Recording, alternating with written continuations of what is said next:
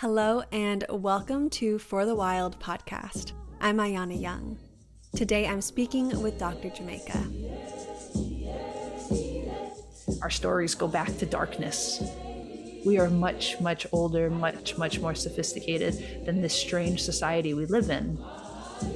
And the only way we get to live in that beauty again is if we have the courage to see beyond now. If we have the faith in the teachings of our ancestors to see beyond and create beyond now. Dr. Jamaica Heolimeleikalani Osorio is a Kanaka Maoli Wahine artist, activist, scholar, born and raised in Palola, Oahu. Heoli earned her PhD in English, Hawaiian literature in 2018 from the University of Hawaii at Manoa. Currently, Heoli is an assistant professor of Indigenous and Native Hawaiian politics at the University of Hawaii at Manoa. Heoli is a 3-time national poetry champion, poetry mentor, and a published author. She is a proud past Kaipuni student, Ford Fellow, and a graduate of Kamehameha, Stanford University BA, and New York University MA. Her book, Remembering Our Intimacies, Mo Olilo, Aloha, ʻāina, and ʻie, was published this fall with University of Minnesota Press.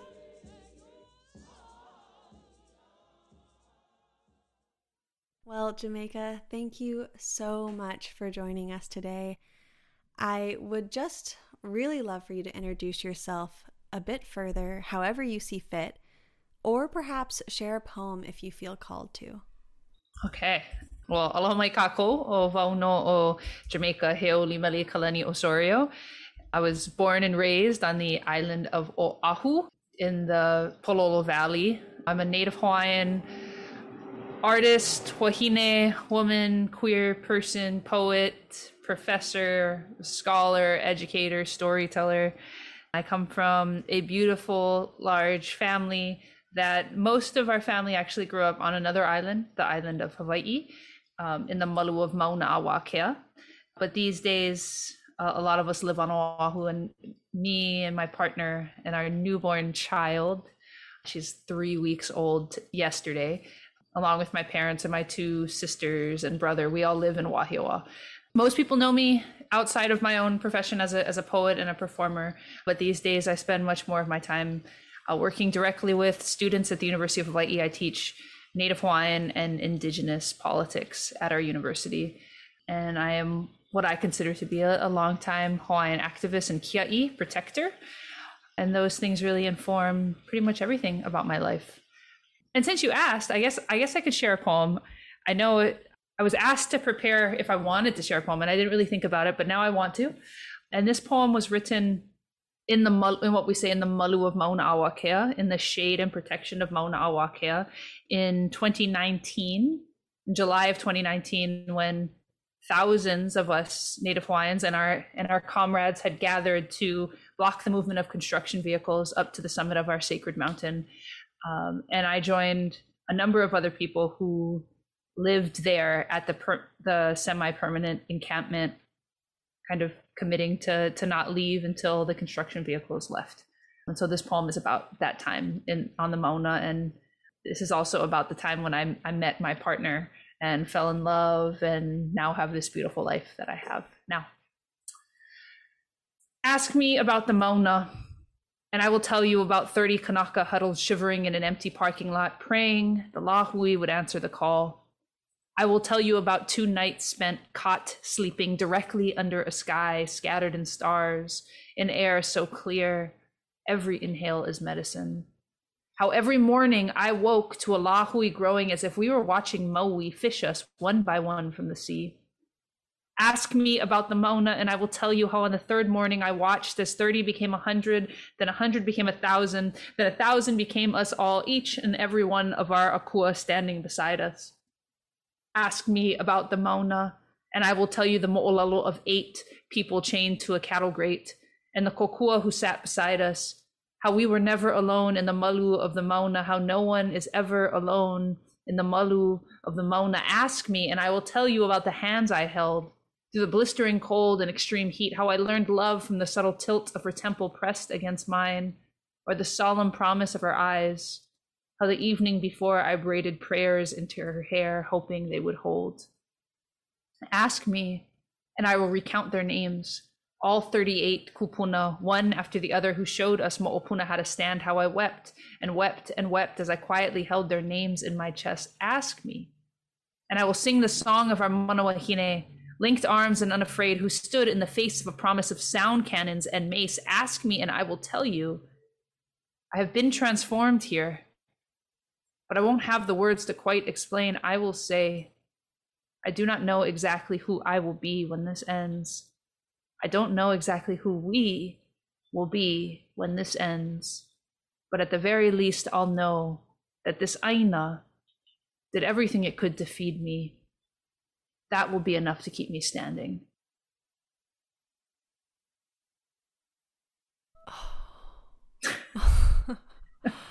That's my poem. Ooh. Oh, wow. What a way to start this conversation. I am left very stilled and chilled, and I'm just catching myself. Thank you. Thank you. Thank you for sharing that, and hearing your passion behind each word and your inflection was just, it left me in a state. So hopefully I can get myself together enough to keep going. We got to start with the deep stuff, right? Go right into it. Right into the people, as my people would say. Right into the center. Well, to continue going deep into the center, I'd like to ask you about Pilina, as explored in your most recent book, Remembering Our Intimacies.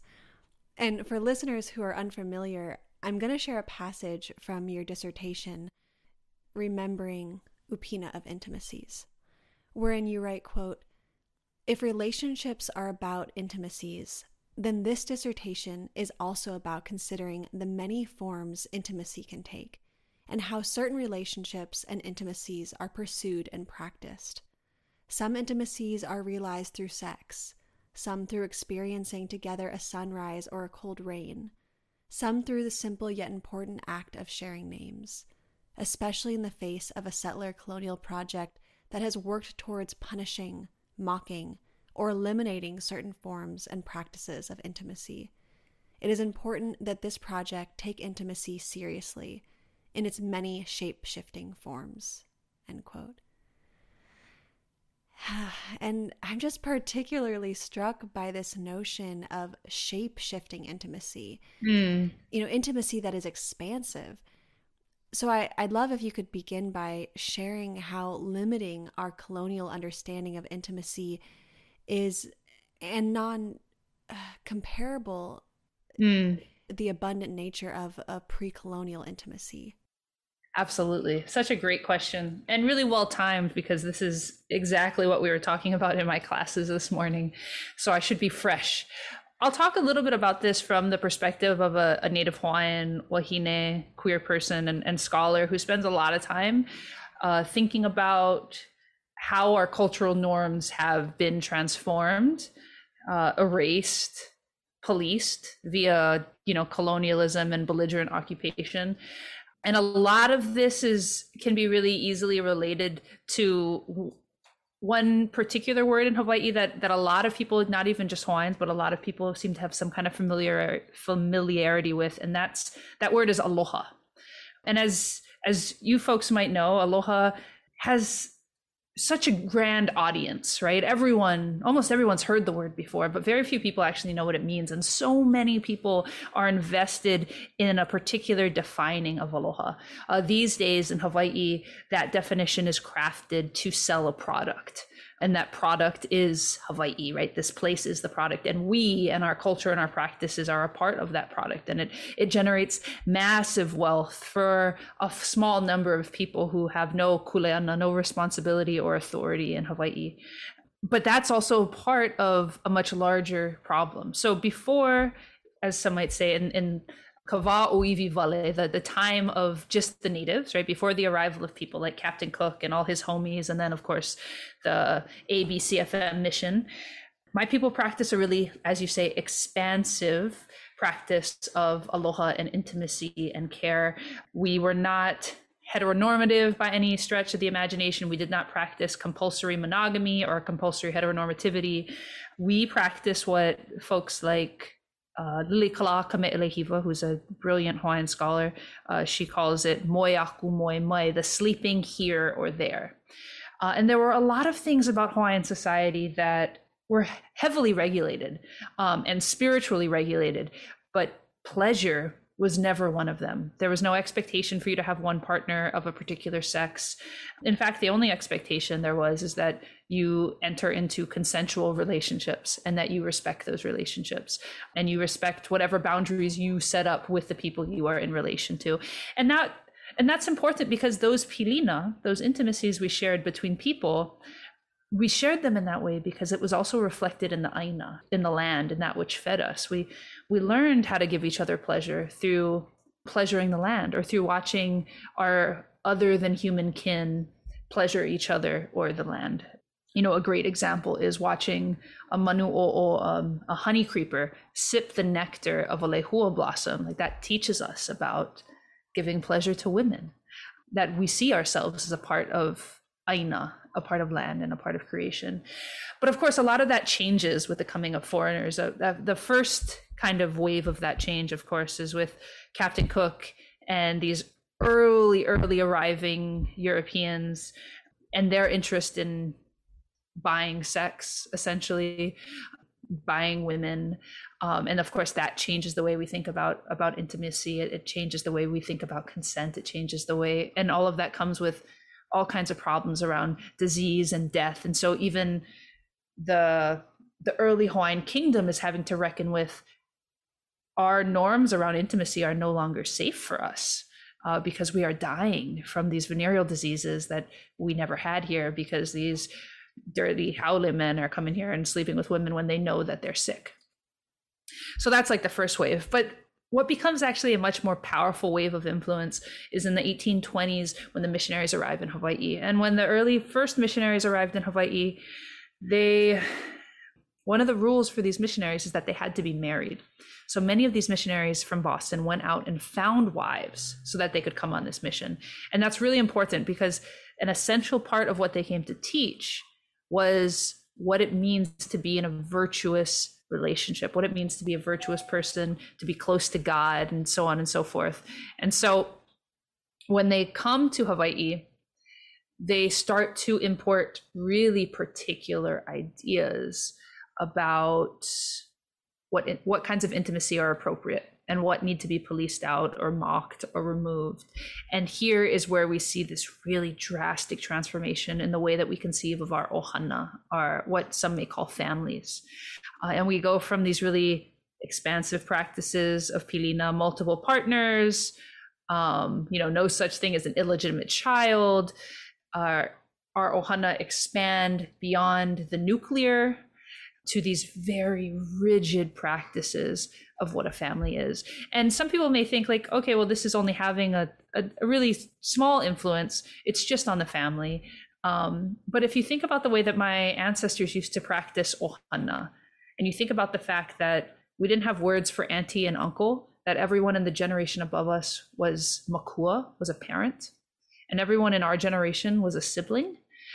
When you look at the way Christian ideas around intimacy and relationships, what they really did is they reduced us into these really isolated households, and that had a really tremendous effect on how we lived with each other, but also how we lived with our land. And so when we talk about this more expansive practice of aloha, whether it is, tu wahine, seeking pleasure from each other, or tu kane, two women, two men seeking pleasure from each other, or multiple women and men, or people who do not fit anywhere near this very strange gender binary, seeking pleasure with each other in ways that are ethical, and then reflecting the intimacy of our land with each other. When we talk about that, we not only make room for so many more of us who have kind of been cast aside by society really intentionally, we also recognize that the way that Hawaiians and other Native people, this is, I'll speak for Hawaiians only, but I know from conversations with other Native people that there's lots of resonance here, that the way that our people have been removed from our land, displaced from our land, alienated from our land, that happened at the same time that they were removing us from each other, displacing us from each other, alienating us from each other. So when we talk about, as Hawaiians, as Native people, when we talk about nation building, when we talk about governance, when we talk about land back, we also need to be talking about how do we come back to each other? Because it is those intimate practices of pleasure and consent and desire that actually create a different world that we can live in, right? So we're not just talking about, a lot of people like this conversation because they like the sexy stuff, but we're not just talking about who's sleeping with who. We're talking about the most intimate ways that we all relate to everyone around us, which means we're talking about how we make community, which means we're talking about how we govern, right? Which means we're talking about what world we're going to live in. And so, my work and my research takes a really close look at some gorgeous and sexy and exciting examples of other ways we've lived before this strange world that said the only real love is the one that exists in the imagination of the Bible. and it asks us, or it reminds us, that it hasn't always been like this, which means it doesn't have to be like this forever. And we have so many examples of other ways we can live. So why not we just do that instead? Why not topple capitalism? Why not topple patriarchy? Why not burn so much of this to the ground and start again with something that not only is more authentic to who we are, but will also give life back to the earth, give life back to that which feeds us, and give purpose back to our lives. And that is the aloha that the Hawaii tourism economy doesn't want you to know about, that the state of Hawaii doesn't want you to know about, certainly the United States of America does not want you to know about, because that kind of aloha is radical and will inspire and has already inspired intergenerational revolutionary movements for change. And we just need more and more of our people to know these stories and know these songs and believe in them and have faith in themselves once again to change the world. Bringing it again. Wow. Okay. This is just such a rich and embodied conversation already. And I'm just so particularly drawn to the way in which you describe nets of intimacy, which shows reverence for our inextricable connections to one another. And I'm thinking back to a recent conversation I had with a dear sis, Nydia Alicia, who spoke to something similar as well, pointing out that our understanding of self-care is somewhat of a fallacy if it doesn't recognize that our care is actually found in the care of each other. Yeah. And unfortunately, this past year and a half, almost 2 years now, I think has shown us how dominant society refuses to acknowledge our collective health, opting to fight for a very hollowed understanding of freedom. So I wonder if you could share any reflections you have right now on nets of intimacy and collective well-being versus individual desire. For sure. That's such a great and important question, especially right now, but I think always for us to come back to. As a Kanaka Maoli, as a Native Hawaiian, I am constantly reminded that there is no such thing as the individual, that I, as an individual, do not ever exist outside of my relationships to everything that is around me. And to pretend that I could exist outside of relation, it's not only really strange, but it also just sounds really lonely. Like, I don't understand why people would want to live that way. And so this is another thing we learned via colonialism, right? This really ingrained individualistic idea of what it means to move in the world. when we think about upena, these nets, these fish nets of intimacy, that metaphor is really important because it shows us how every relationship we enter into connects us to other relationships. And in the book, I use the example of this really important mo'olelo, the mo'olelo fi'iaka i ka polio pele, and I talk about this one wahine, this one woman who she has multiple female intimate partners and multiple male intimate partners, and many of these partners, even if they haven't met each other, refer to each other as intimate partners to themselves.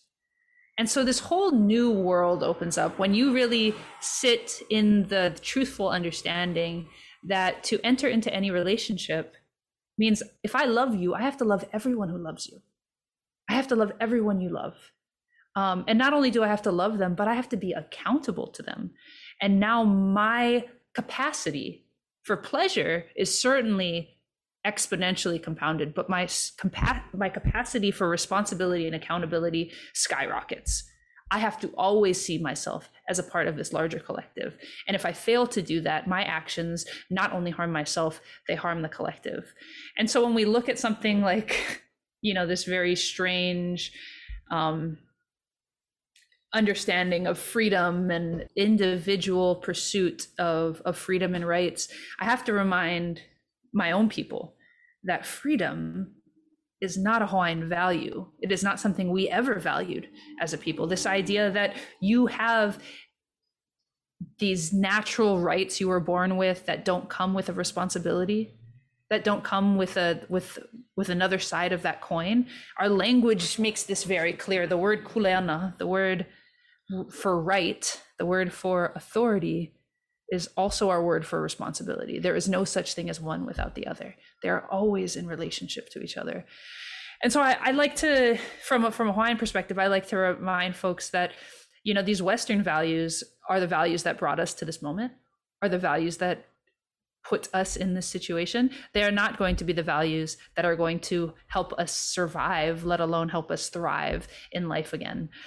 So when we think about self-care and collective care, when we think about our kuleana to the world around us, I like to center that idea that none of us walk on this planet alone, that every step you take has an impact.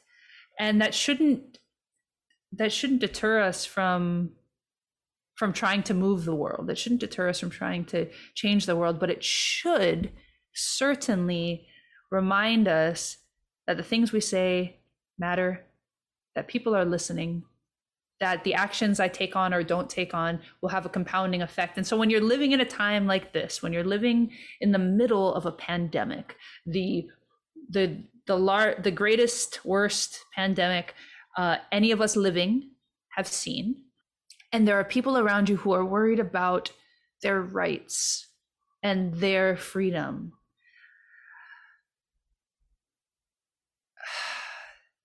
there's got to be another part of ourselves that reminds us that what is the value of rights and freedom if we don't have each other? Because, perhaps it is possible for an individual to get out of this situation alive without thinking about others, but it is not possible for all of us to get out of this alive without thinking about each other. And there are too many of us who do not have the power, resources, or influence to protect ourselves for any of us to be taking that lightly.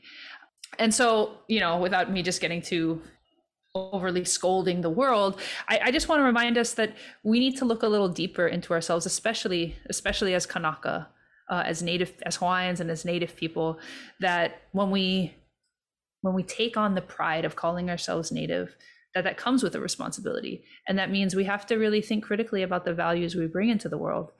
And one of the things that I've learned from our stories, from our history, and from my ancestors, both the ones who are still here and the ones who have long returned to the realm of Po, to darkness, is that there's nothing more important than our relationship to each other.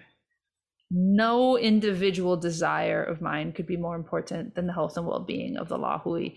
And so many of our people have experienced devastating losses like this in the past.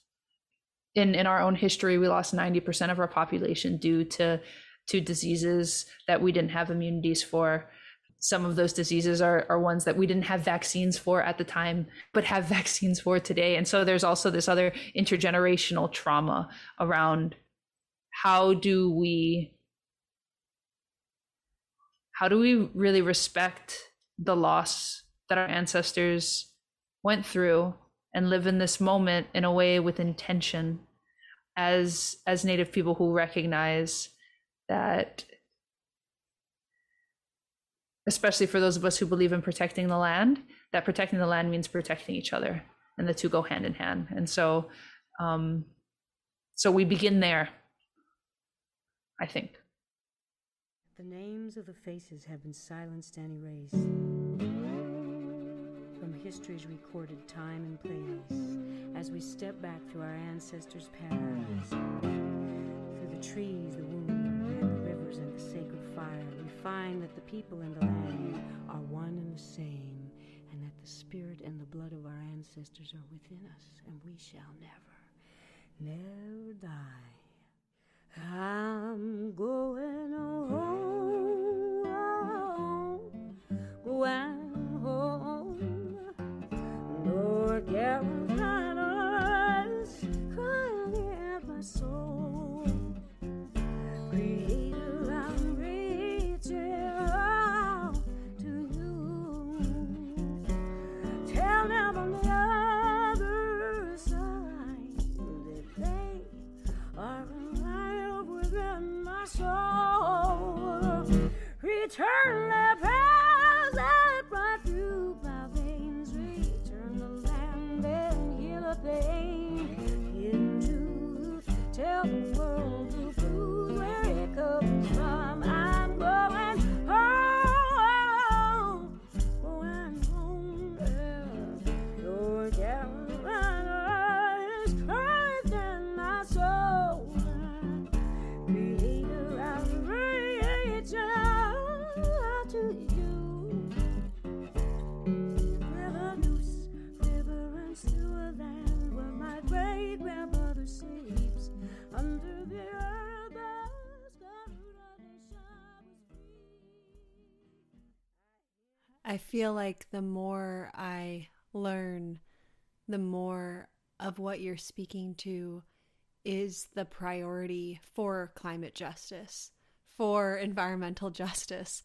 Like, we can't get out of being relational. There's no solution that we're going to stumble upon or invent, or some technology that's going to be found that will be more important than relationships. So yeah, I'm so there with you, and I feel like I've just been in a huge process of embodying that knowledge in a way that I didn't know was possible. So I'm just really happy you spoke to that. And yeah, I'm thinking about how you recently shared some reflections on Instagram called, quote, COVID, the end of the world and finding ourselves. And in this video, you candidly reflect on the way we're talking to each other, specifically sharing, quote, our relationships with each other are going to save us or destroy us, end quote. And this is an acknowledgement I've been feeling really deeply. And I think many listeners might share this recognition as well, as we become more polarized, not only against those who might share opposing views, but even in our own circles and movements. So can you expand upon this sentiment and the importance of coming home to relationship? Yeah, this is something that COVID certainly didn't teach me, but my commitment to this lesson had to be elevated because of the things that were happening, that continue to happen around COVID. And at the center of this idea, right, our relationships with each other are going to save us or destroy us. At the center of this is a real desire as a Kanaka to not forsake any of my people, because I am a Kanaka who because of Western ideology that had been imported into my community had been forsaken. There is to me, a direct correlation between the ways that many Hawaiians have bought into the idea of heterosexuality as virtue, and the only way to be in relation is for a man and a wife to have a child, like all that BS. There's a correlation between that and the way that these other very strange anti-vax, anti-science, anti-collective care, alt-right centering of American freedom and rights have gotten also strangely imported into my community. And so as a queer person, I recognize that violence, and I recognize the impact of that violence. And it's not just in the example of being queer or living in the pandemic, but it's also in the example of looking at the impact of the U.S. military on my community, and how there are many people in my community who are not critical of the U.S. military, who serve in the U.S. military and celebrate the violence and destruction of the U.S. military. And still, those are people who are a part of my community. Those are still Hawaiians. Those are still ohana. And so that the real work, is not just me standing on my soapbox saying the military is not just destroying Hawaii, but it's destroying the world. And the US military industrial complex cannot stand if we want to live. That's not actually the real work. The real work is being able to still stand and live with and build relationship with my community so that we can heal and come together to design a world where we will thrive, right? If it's just me and my radical friends standing in a corner talking about this beautiful world we're going to build, and so many of our ohana are not with us, then what is this world for? And so that's what I really was thinking about in that one particular video. And the context around that video is that I kind of stepped all the way into the polarized mud around to vaccinate or not to vaccinate, because I was getting so frustrated, not just with what is certainly a large group of new age, strange crossover white supremacy groups in Hawaii kind of creating their own misinformation about COVID and the vaccine. But what I was really troubled by was how many Hawaiians were repeating those same narratives. And I got so frustrated, I just, instead of being in conversation and community with the Lahui, I just started shaming people who did not think the way that I did. And that was in direct opposition to these larger, more important ideas around how important our relationships are. And so since then, I think I've learned a lot, and the people that I'm in community with, we've learned a lot, and we're struggling a lot with that work. There is no more valuable work than building relationships, and there is no more difficult work than maintaining them. But the impact of that is tremendous. I mean, you talked about climate activism and the work of climate justice, and you look at what was happening at COP26 or whatever the number is now, and all the amazing work happening outside of the building, all of the amazing organizing and activism and leadership coming from young people from the Pacific, from all parts of the world. All of that is possible because of relationship building.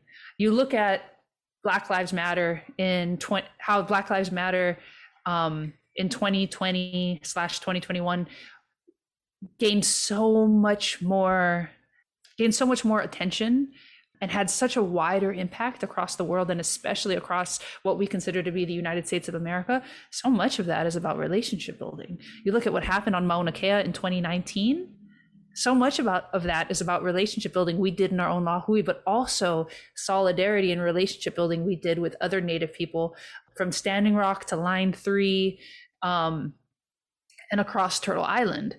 And so that's really what that means, right? Our relationships with each other are going to save us or destroy us if we don't center Pilina in the process and also in what we hope to be the product of our work.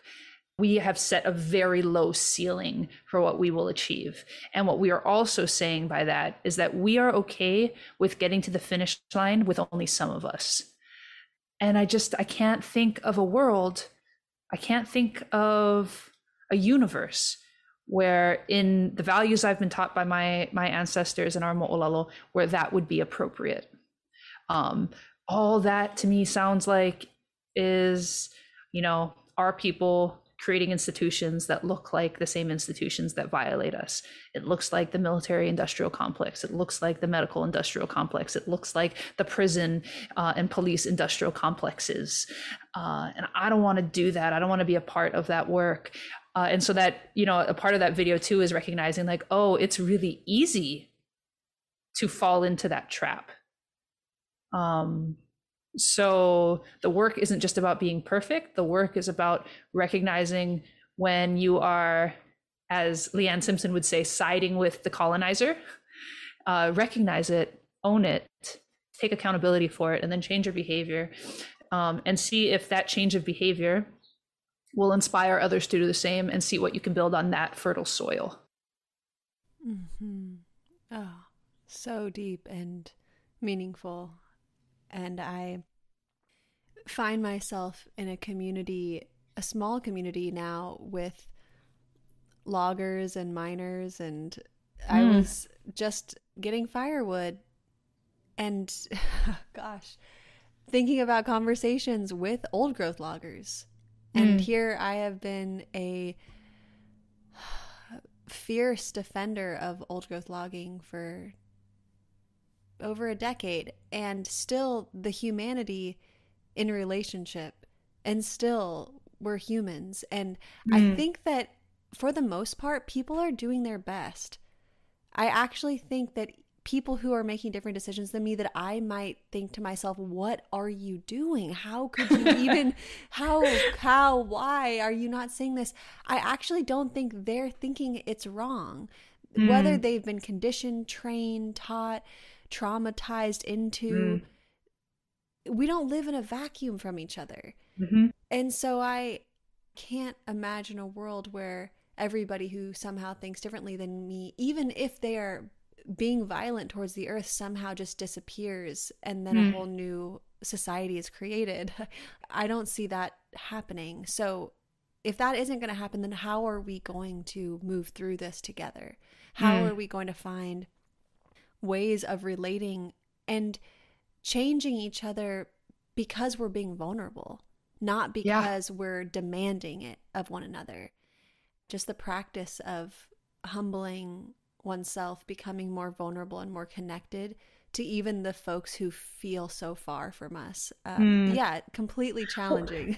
Well, and I think you're right that, most of the people in the world are doing our best, and everything about the society we live in has worked to alienate us from each other. It's not an accident that we have problems connecting, right? It's not an accident that we don't have generative relationships. All of that is intentional, from the political polarization to the relational all of that. So we're not going to change each other by me saying oh, you're stupid because you believe these things, if we can't actually sit at a table and build a relationship.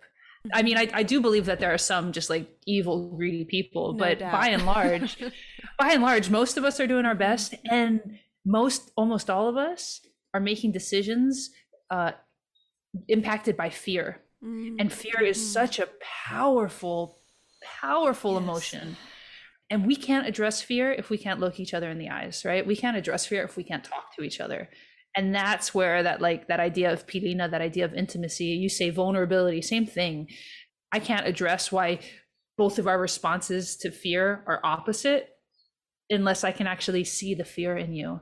And when I see the fear in you, I see the fear in me, and we are both given back our humanity, right? We're both humbled by that. And I think is such difficult work, but such important work, especially in a time in the COVID world where some of us haven't seen each other in 2 years. Even the people we feel closest to, we haven't seen them in 2 years. We haven't made new connections with people in 2 years. I thought this before COVID happened, that we were starving for intimacy. And I think now we're in a crisis of intimacy that we really need to attend to. Mm-hmm. Absolutely. Yeah. And again, there is no way around this intimacy for healing. There's no shortcut. There is no carbon sequestering technology. You can't pay it off, right? You can't. Right. It doesn't work like that. For it. There's no net zero. Yeah. You're either doing it or you're not. Yeah. Oh gosh. Well, I could literally have a hours long conversation with you just on this alone. Yeah. But I do want to transition our conversation and now look at the concepts of aloha, which you started to mention at the beginning of our conversation. And I'm particularly interested in asking you this in context of the ways that this idea of aloha has been not only appropriated, but transmuted into some sort of unrecognizable saccharine selling point. In a plenary address that your father, Jonathan Orizo, you share, quote, "I'm not speaking of aloha as it has been watered down and evoked by the tourist industry as passivity. I'm speaking of aloha as a radical form of activism and healing, and it is also a form of resistance. In a world full of violence, hate, and oppression, what could be more radical than choosing love over hate, choosing love over fear, choosing inclusion over exclusion? Nothing," end quote. So please share what it means to embody aloha and to reclaim it amidst its commodification.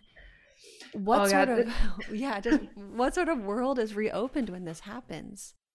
Yeah, this is a great question. And that quote, I remember that plenary address with my father. You totally just took me back however many years ago that was. I feel young all over again. What is aloha? So there, like I said a little bit earlier, and like you gestured to just now, there are so many people invested in what aloha means. And there's that whole tourist industry trying to sell aloha.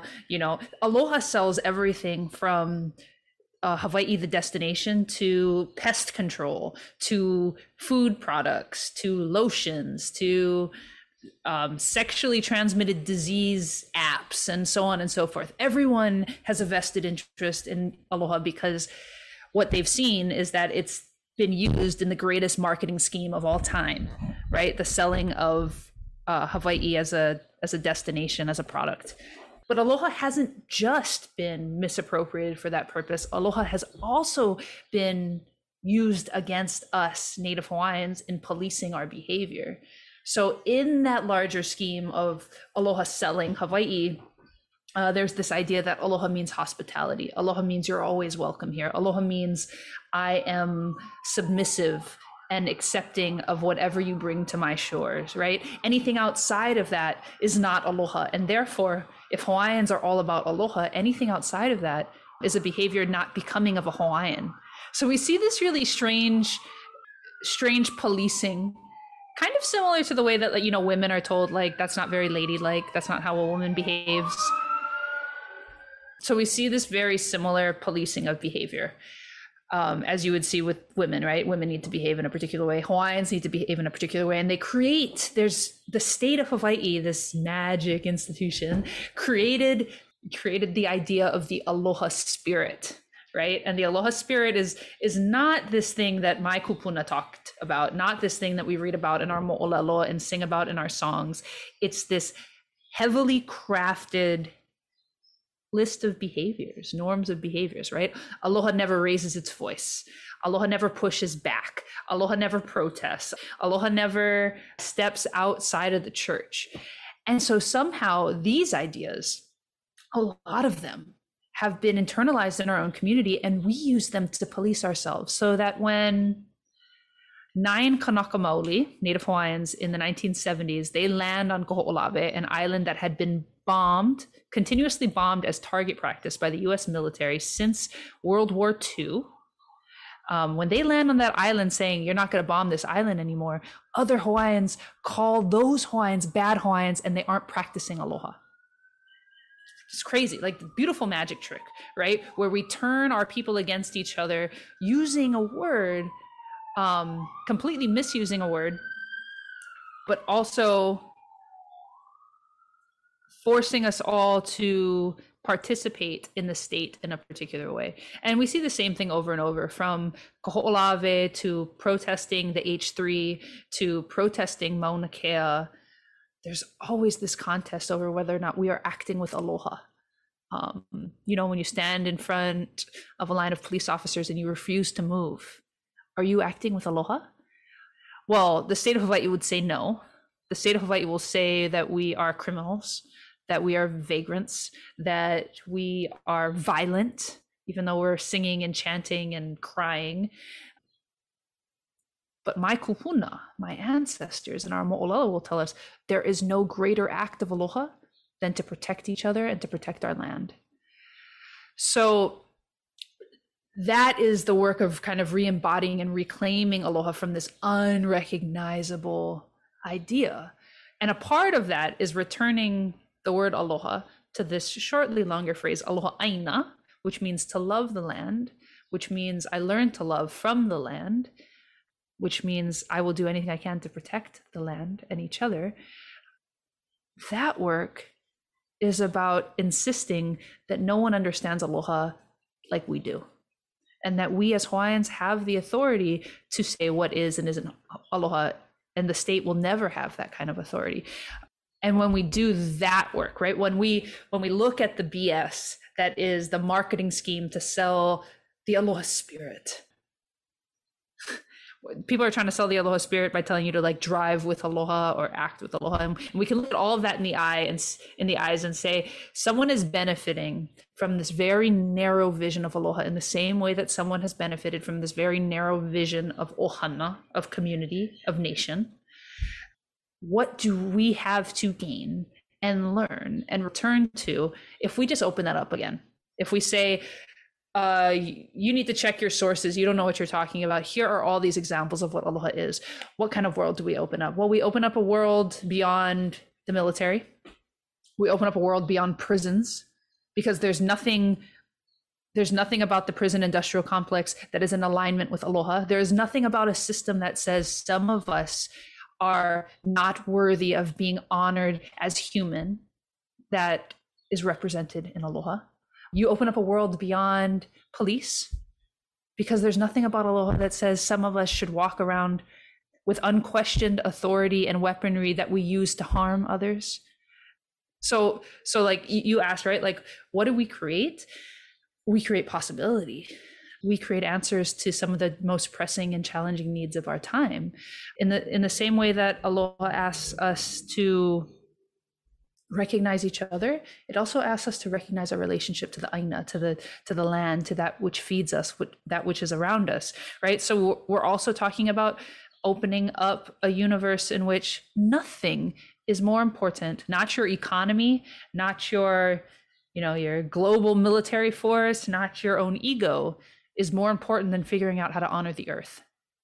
And not just for the selfish reasons of the earth, we only live if the earth lives, but for the real intentional and intimate understanding that the earth is our ancestor and we are still in relationship to her, and she deserves as much life and thriving as we do.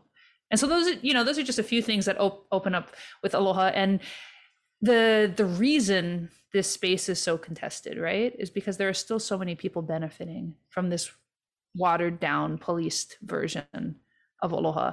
It continues to fuel the tourist economy.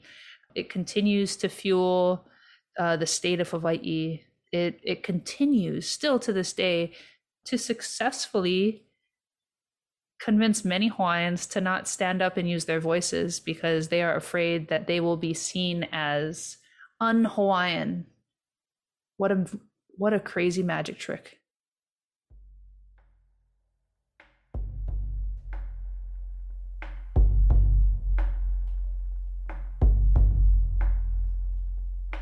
I believe in being ready. I believe in being ready. I believe in being ready, for the time is drawing near. Brothers, sisters, please get ready. Brothers, sisters, please get ready. Brothers, sisters, please get ready.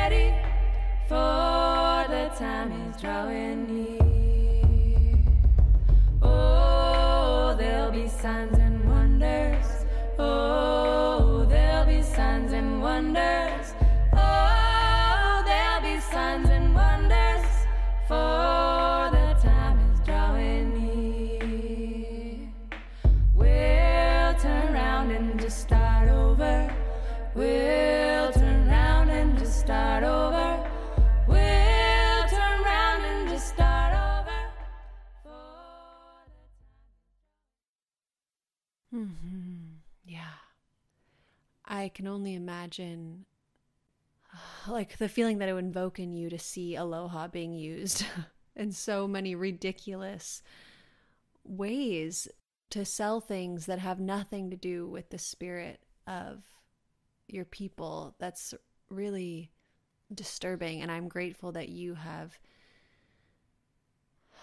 had the grace to stick with it and express how wrong that is and what truth is around aloha, because I think many people who have heard that word have no understanding of the depth. Yeah.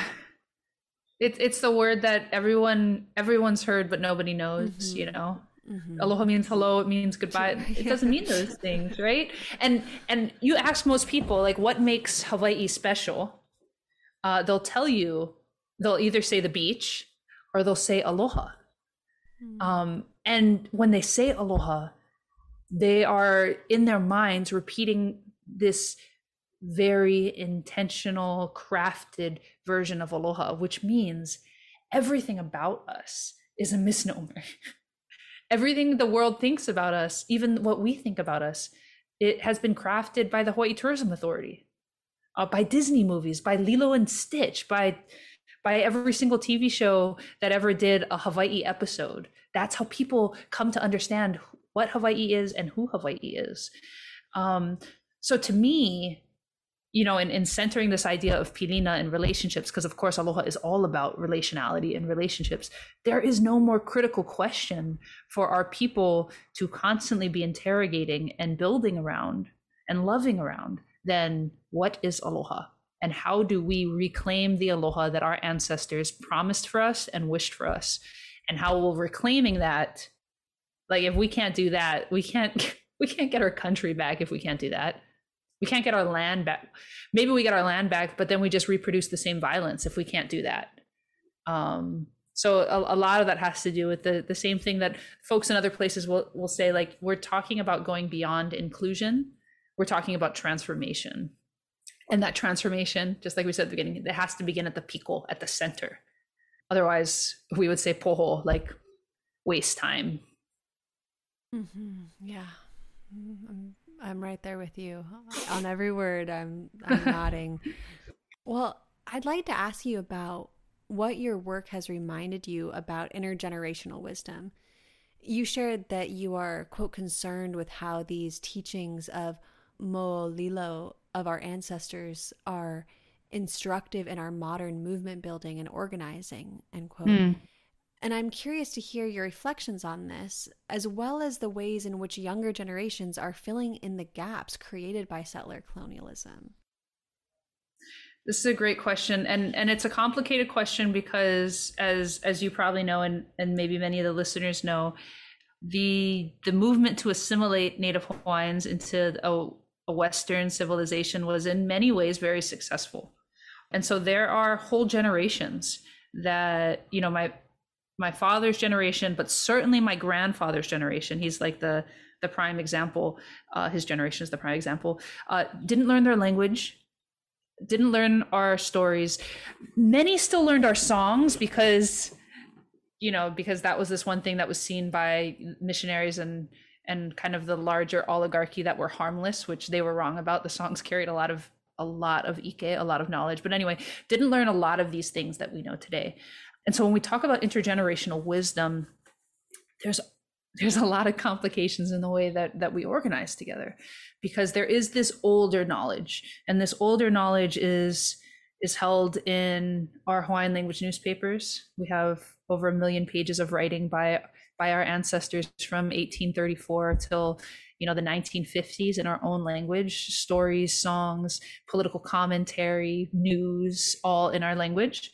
So there's this older knowledge there. There's also this older knowledge that's still held within our music, within our hula, and the practitioners who have been entrusted to guard that knowledge. So we're talking about kumu hula, which are like the simplest way for me to translate that is like hula teachers, but really they are guardians of knowledge, of a certain knowledge.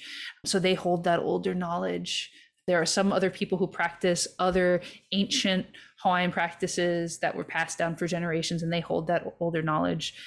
But there's also this whole new generation, maybe last 2 generations of Hawaiians who have been alive during the most recent Renaissance, and in particular, a revival of Hawaiian language, right? So folks in my generation who went to Hawaiian language immersion schools, who learned these stories as children, who learned our language as children. So when we sing our songs, we know what the songs actually mean as children, who went back and studied from those older sources of Hawaiian ike, who, as you say, are kind of filling in the gaps that were created by settler colonialism, or settler colonialism are those big caverns that were created by settler colonialism. And there is an understanding, I think, as respectful humans, but also, as Native Hawaiians, that we always honor the generations before us, right? We honor our parents, we honor our grandparents, and we honor the ancestors before them. And when we do work, especially when we're organizing today, that's critical to the work that we do, that young people don't just go off and do any kind, as we would say. We don't go off and just make any kind and not listen to the teachings of our kupuna. At the same time, there are some pretty big political differences between some of the folks in my generation and the younger generations and the generation of my father and the generation of my grandfather. A lot of that is shifting. A lot of that is directly correlated to the trauma of colonialism, of, my grandfather living in a time where you weren't allowed to speak Hawaiian, where being Hawaiian, there was no value seen in anything Hawaiian, which is the exact opposite of what it's meant to grow up in my time. And so we have had to be more dexterous, more, I don't want to say, not careful, more intentional. We've had to come from a place of healing. We have had to really take the time to listen and speak and see each other in the organizing that we do, because inevitably the vision of the future from some folks in older generations is very different from the vision of the future of my generation and those younger. And a lot of that, not all of it, but a lot of it has everything to do with growing up with your language or not. And I tell this to my students: there is no greater thing you can do to not just change the world, but to change the way you see the world than to learn your native tongue. 100%, no greater thing you can do. When you learn as a Hawaiian, when you learn the Hawaiian language, not only do you see the world a different way because the language creates the world in a different way, but you open up yourself to, like I said, those million pages of writing by your ancestors that you never could have read before. And in those a million pages are examples of different worlds that we could live in, are examples of worlds we've lived in before. And so the way I think about it now, as someone who's been really blessed to be involved in different movements, from the movement to protect Mauna Kea or, other movements, is that the honoring of intergenerational wisdom is always there, and the honoring of our kupuna, of our elders, is always there. But respect and compliance are not the same thing. And there will be times in the work that we do, because this work requires us to trudge through all kinds of trauma and violence and fear and ideas around scarcity and possibility, it's going to, at times, require young people, and I'm like aging out of the young people category now, right? I'm a parent, I'm a makua. So I'm not an opio. I'm not a young person anymore in that sense, in terms of our generations. Young people are going to have to stand by the beliefs that they have. They're going to have to be open to the teachings of their ancestors and their elders, but they're also going to need to trust those teachings and trust where those teachings lead them. And this really reminds me of something that Noi Goodyear Ka'opua wrote in a blog post once. She said, "There's no shame in being the grandparents of the 7th generation." And she talks about how, the older generations, or herself, like she didn't learn about the Hawaiian overthrow or speak her language until she was out of high school, but that her children had those lessons from birth. Her children had the language of our ancestors on their tongues since birth. So our elders prepared young people to take us into a more expansive future. And so the hard work then is those of us who are older and aging, we have to trust that foundation that was built. And we have to trust that these keiki, these opio, these young folks, they know where to take us because we prepared them to take us there. And to me, that trust in that, even when that perhaps creates conflict, even when that means that young people have a different idea of what should happen than maybe the elders in the room, trusting in that is actually trusting intergenerational wisdom. It's trusting an intergenerational process that brought us to this moment. But again, that's hard work, especially in a time where settler colonialism, as we know, it's not an event. It's systems and structures around us all the time. And it's constantly trying to get in between us. And it's constantly trying to face us with limits, right? Ideas around scarcity, ideas around what's possible, what isn't possible, and who better than our young people to see through that BS. We need to trust them. That wisdom, the intergenerational wisdom, which I think we don't think about as much, goes both ways. It doesn't just mean heed all the words of the elders. It means trust the foundation the elders built in you, trust the vision, and center good relations, and we'll be okay. Yes. Trust is also something that I've been practicing a lot lately. And I'm really grateful that you brought that up, because I think there's something around intimacy and trust and surrender and relationship building that's all woven into the same tapestry. And I also see youth knowing so much. They're like popping out already with so much knowledge and wisdom and a really deep knowing, and kind of almost like a no BS type of understanding of things. I'm constantly amazed when I talk to young children and kids and teenagers. I'm like, what? You know so much, and you're so present with what is. And it does give me a lot of relief and excitement, and trusting that they got this, not to walk away, of course, like support them to step into their lives.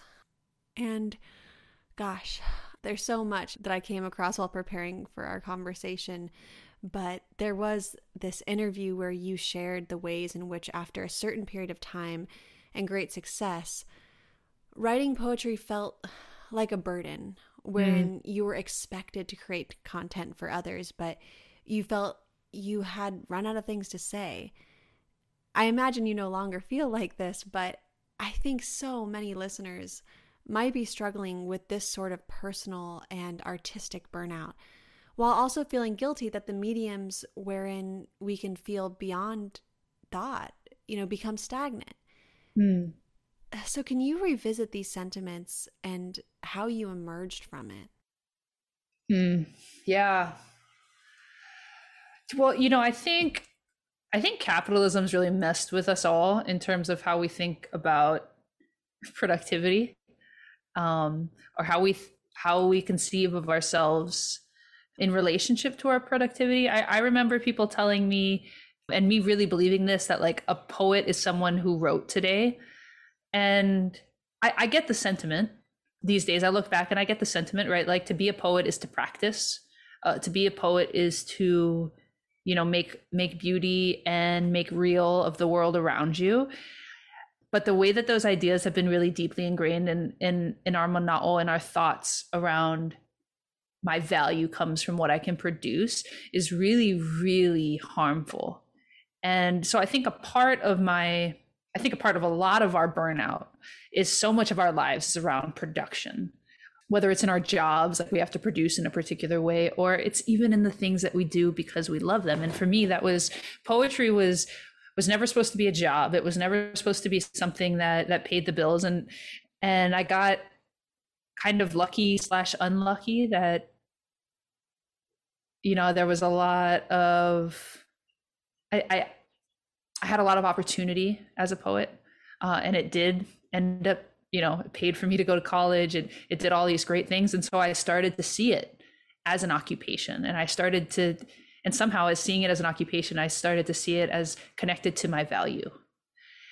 And I don't think there's any way to go through life like that without burning out eventually. Like if we connect the things we do to who we are in terms of our value, again, like that's a pretty low ceiling we're setting for ourselves.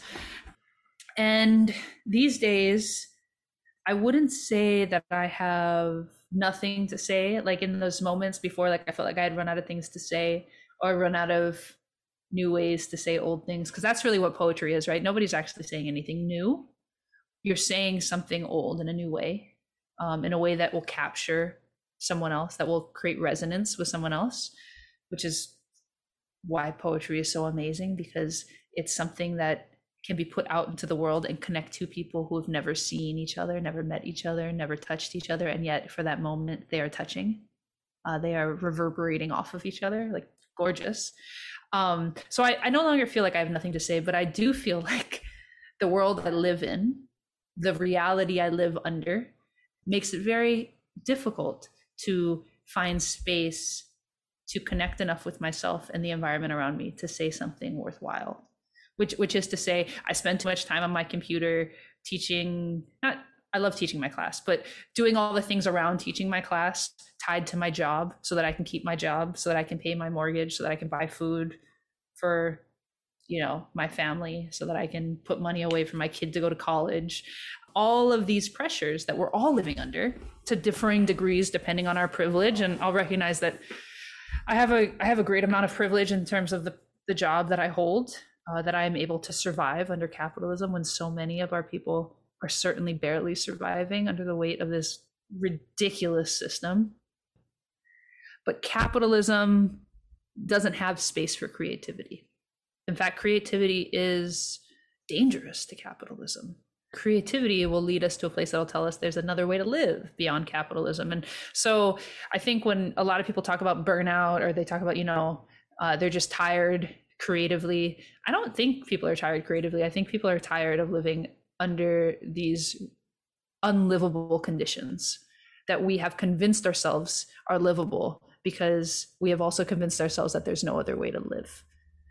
And so if people are wanting, my advice, I don't know why anyone would want my advice, but if people are wanting my advice to that, then it's not that we need to think of new ways to create.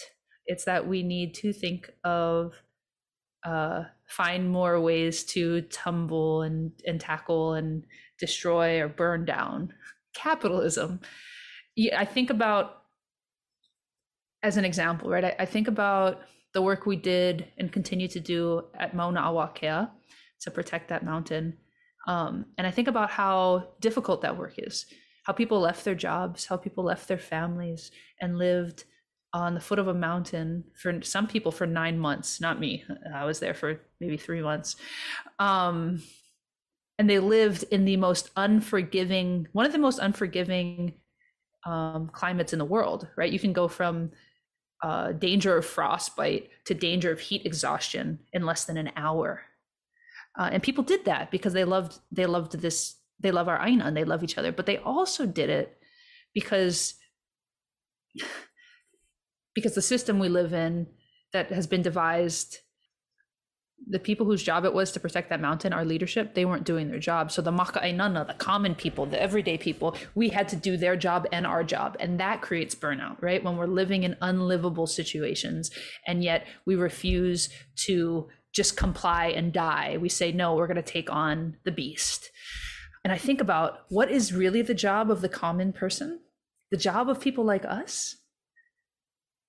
It is to tend to our gardens. It is to grow food. It is to write poems. It is to compose music. It is to surf and enjoy the ʻāina and the environment around you. It is to spend time with your family. But none of those things are possible if the world is telling you you need to, at the very least, work a 9-to-5 job in order to keep a roof over your heads. And so capitalism is the death of creativity. Capitalism is the death of creation, and vice versa. Creation and creativity are the death of capitalism. So if you feel burnt out, take a rest, take a sleep, practice community care, but then come back to it, because as Mari Matsuda says, artists are going to save the world. And if the artist dies, the world dies. And I don't know, I think there are better things waiting for us that we should keep fighting. That was honey for my heart. I needed to hear that personally. Oh gosh. Yeah, I think it's easy for us, especially those of us who find joy in creating, the pressure and the overwhelm of just trying to navigate through this time and create things that feel true and inspiring and meaningful, while, you know, sometimes the world burns. It's like really intense. And then all just the pressure of figuring out how to survive and how to take care of ourselves and our families and each other. So yeah.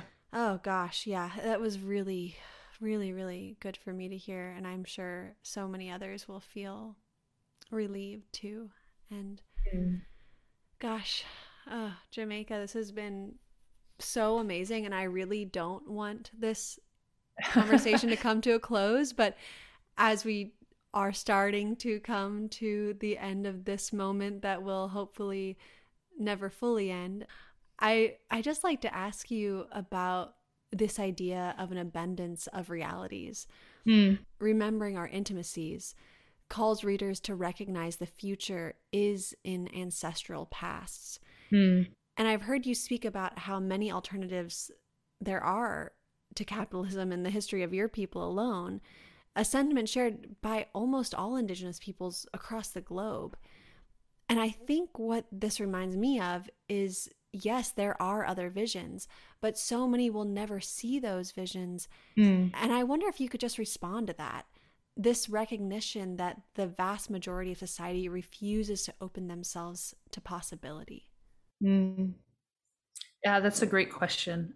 And I think it goes back to something we talked about a little bit earlier in the power of fear and the real success of the evils of the world, right? Like we said, most people are doing their best, and there are a few kind of evil folks, evil, greedy folks pulling the strings, who are benefiting from the destruction of the planet, who are benefiting from the destruction of our people and the death of our people and destitution of our people. I think one of the biggest lies that's ever been sold, even just in Hawaii and perhaps around the world, is this idea of scarcity, this idea that there isn't enough. And I don't know who came up with that lie. They must have been a really great marketer, because it's spread across the world like wildfire. This idea that there's not enough for all of us. And that idea has been used as justification for hoarding of resources, whether it's, minerals or any other kind of, like water and any other kind of resources that give or take life. And so many of us believe it. I mean, good-hearted, beautiful, even activists, right? We believe that there's a scarcity of resources, there's a scarcity of time. And the more I think about it, and the more I read about our histories, and the more I even look, like if you spend time with the ʻāina, you spend time with the land, the more you realize that there is no scarcity that has not been created by greed. Scarcity is not a natural phenomenon in the way that we've been taught. There is more than enough. There is abundance. And you think about, what is the greatest threat to capitalism? The greatest threat to capitalism is abundance. This idea that we don't need to hoard, that we don't need to maximize what we can draw in profit from the earth, in labor from people, through violence upon both. And I think, if anything, I wish more of us could see, it's how much abundance is really around them, how much abundance is within us, right? Because even we have been told as people that we lack what it takes to be productive in society, to contribute to society in a particular way, to change society. We don't have the answers. All of that is BS marketing from the guys holding the capitalist strings. And the more we can get people to see, even in Hawaii, I think of examples like, in our own small communities, can you see the abundance in your own community where society has said there was none? right? Can you see that Kaho'olawe, and the island we talked about before that was bombed for a number of decades by the US military as target practice, can you see that place as something more than barren? Can you see that place as something that still has life, that still has something to teach us? Can you see Mauna Kea, the highest peak in the Pacific, the largest mountain in the world when measured from its base? Can you see it as a sanctuary? Can you see it as a holy land, even though there are already 13 telescopes upon it? Can you see its abundance? Can you see what it will teach you? Because if you can, then the only logical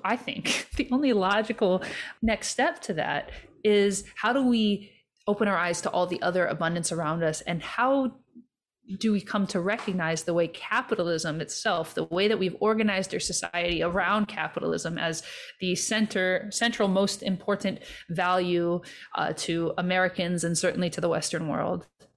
How can we use the abundance around us to see the lie of capitalism, to look it in the face, and to see the way that our fear is keeping us from living beyond it?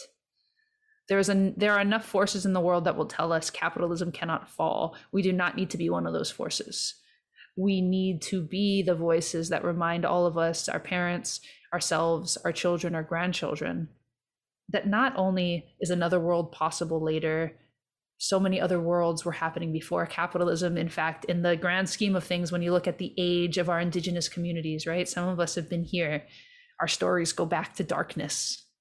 We are much, much older, much, much more sophisticated than this strange society we live in. And the only way we get to live in that beauty again is if we have the courage to see beyond now. If we have the faith in the teachings of our ancestors to see beyond and create beyond now. And as kind of a final thought that I've been thinking about a lot these days is, there's a lot of us who some of this fear is compounded by the climate catastrophe that we're living in, and we are living in a climate catastrophe, and there are people around the world who are suffering greatly already at the hands of climate change. Well, not at the hands of climate change, at the hands of those who have created climate change out of greed. But in Hawaii, last spring, when Hawaii was closed for a number of months to tourists, there were places that had not seen sharks or fishes or certain plants in decades because of our impact on the land. Those places, those sharks came back, the fishes came back, the ʻāina was transformed in a matter of months, which I want to remind people of this, to tell them that even the things that we think are far gone are not far gone. And that the land we live on is so incredible, not just Hawaii, right? All the lands we live on are so resilient that they will come back if we do our part to get out of the way. And when we get out of the way, we can imagine and create beyond capitalism again, that there will be abundance again. The fish will come back. We don't need to ship in all of our food from around the world in Hawaii so that we don't produce any food of our own. The fish are here, they will feed us. The ʻāina can be restored, we can feed ourselves. There is really, and this is hard to say sometimes because we do live in a scary, dark world, there is really so much to look forward to, so much within our control. We just have to have, like we said, a little trust in each other, a little faith, and commit to doing it together. Mm-hmm. Yes, I'm with you. And I am committed to doing it. And I feel that those listening are also dedicated to that commitment. So thank you so much. I'm really moved and inspired by this conversation. I really hope to have another one, because I can't let my mind rest thinking that we're not going to have another conversation in the future. So this is just a pause. So listeners, don't worry. This is a pause. We'll come back to you. I can't wait. Thank you so much for having me. It's been really wonderful. And maybe, in our people, everyone says aloha means goodbye. Aloha doesn't mean goodbye. We say ahui ho until we meet again, because we know we will meet again. and we will build beautiful futures in that meeting. Thank you for listening to this episode of For the Wild podcast. The music you heard today is by Pura Fe, Rising Appalachia, and Justin Cromer. For the Wild is created by Ayana Young, Ali Constantine, Erica Ekram, Emily Guerra, and Julia Jackson.